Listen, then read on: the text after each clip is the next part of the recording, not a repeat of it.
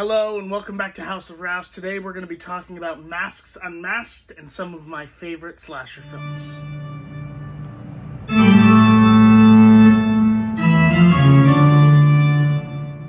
First up, I'm going to talk about Tobe Hooper's 1974 masterpiece, Texas Chainsaw Massacre, about 5 friends traveling through the Texas desert to settle their friend's grandfather's estate, and they pick up a hitchhiker and it all goes downhill from there.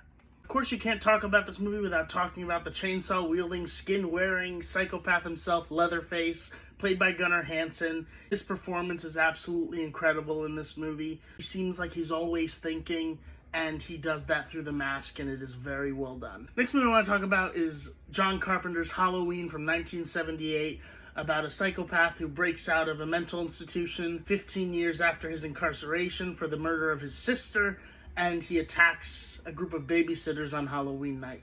I also want to point out in this movie that Dean Cundy's cinematography is absolutely incredible. One of the first movies to use the Panaglide camera in its opening sequence is one of the things that makes this movie absolutely terrifying. One of the really interesting things about this movie is watching Dr. Loomis pursuing Michael throughout its runtime. It's almost reminiscent of the old monster movies where Van Helsing is pursuing the monster, and I thought that was really interesting as well. And of course, you can't talk about Leatherface and Michael Myers without bringing up the mascot of Camp Crystal Lake himself, Jason Voorhees. And although he's not in the first Friday the 13th movie, I am going to list off a few of my favorite sequels with Jason. That would be Friday the 13th Part 3, Friday the 13th Part 4, The Final Chapter, and Friday the 13th Part 7, A New Blood.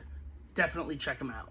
Next up, I want to fast forward to 1996 and talk about Scream, directed by Wes Craven, with a script by Kevin Williamson. The movie's about a series of murders that happen in a small town on the anniversary of a tragedy that also happened in that town. One of the things this movie did was create a resurgence in the interest of the masked slasher subgenre, and there was definitely a renaissance of slasher movies to follow. Next movie is one that not many people talk about, except really hardcore horror fans, but I do want to mention it here, and that is Behind the Mask, The Rise of Leslie Vernon, about a documentary crew that follows an aspiring slasher villain, serial killer, on the days leading up to what he plans to be his big night.